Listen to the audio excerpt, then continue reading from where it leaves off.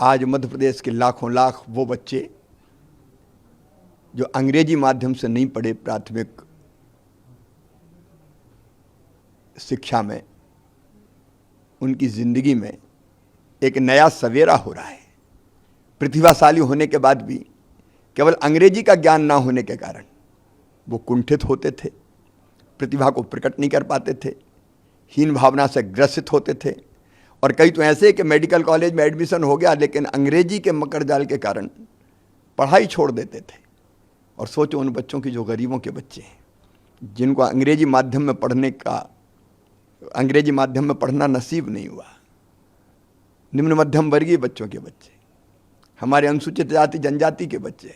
Sir, छात्रों में भी काफ़ी उत्साह देखा जा रहा है, लेकिन छात्रों में ये भी है कि अगर हिंदी में पढ़ेंगे तो जो अंग्रेजी के राज्य हैं साउथ में, वहाँ पे नौकरी या वैश्विक जो मेडिकल साइंस है उसमें कहीं पिछड़ना है, उसको लेकर भी कहीं ना कहीं थोड़ा सा वो चीज़।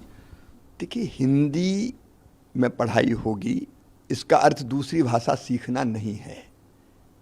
अंग्रेजी की बाध्यता क्यों?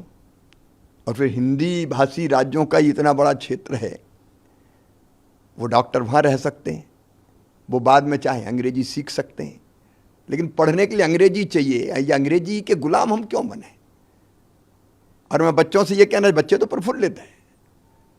जब चीन में चीनी भाषा में पढ़ाई होती है, जापान में जापानी में होती है, जर्मनी में जर्मन में होती है, रूस में रसियन में होती है, फ्रांस में फ्रेंच में होती है, तो मध्य प्रदेश में अंग्रेजी में क्यों? जब वहाँ के बच्चे अपनी प्रतिभा का प्रकटीकरण अपनी भाषा में करके दुनिया में शीर्ष पदों पर तक पहुँचते हैं, तो हमारे बच्चे क्यों नहीं पहुँच सकते?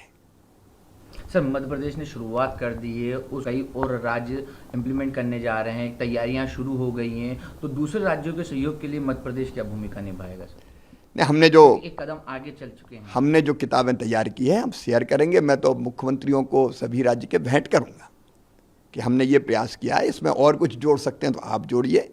हम एक दूसरे से शेयर करेंगे, एक दूसरे को सहयोग करेंगे। जो हमारे पास है वो हम दूसरे राज्यों को वो चाहेंगे तो ज़रूर देंगे, और जो वो अच्छा करेंगे उनसे हम लेंगे। सर, मेडिकल की उसकी पढ़ाई तो हिंदी में अभी शुरू हो रही, अब आगे का क्या मतलब है, नवाचार करने की आपकी आदत? हम अंग्रेजी की गुलामी से मुक्त करेंगे पूरी तरह से शिक्षा को। जिनको पढ़ना है वो पढ़ें, कोई दिक्कत नहीं है, लेकिन बाध्यता नहीं रहेगी।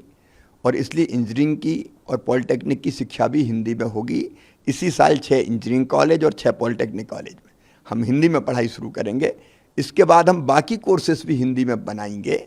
और हमारा तो सपना ये है कि आने वाले समय में मध्य प्रदेश में जो IIT IIM है वहाँ भी हिंदी की पढ़ाई। सर, क्या ये माना जाए कि ये जो आज पहला कदम उठ रहा है, जो सूरज हिंदी का उग रहा है, तो ये आने वाले समय में जैसे जापान को जापानी भाषा के लिए, चाइनीज़ भाषा के लिए जाना जाता है, तो आगे आने वाले समय भारत को भी जाना जाएगा कि हिंदी में ही पढ़ाई हो रही है? नहीं, भारत अपनी भाषा से जानी जाएगा। हजारों साल पुराना ज्ञात इतिहास है हमारा, हमारी संस्कृति, हमारे जीवन मूल्य, हमारे संस्कार, हमारी परंपराएं अपनी भाषा में ही तो प्रकट होगी। उन लोगों ने महापाप किया था जिनने आज़ादी के बाद अंग्रेजी की अनिवार्यता को जारी रखा, अंग्रेजी का गुलाम बनाया उन लोगों ने। और इसलिए उस जकड़न और उस गुलामी से मुक्ति का मार्ग खुला है हमारे प्रधानमंत्री श्रीमान नरेंद्र मोदी जी ने। उनने देश के जनमानस को ही बदल दिया, मानस को ही बदल दिया।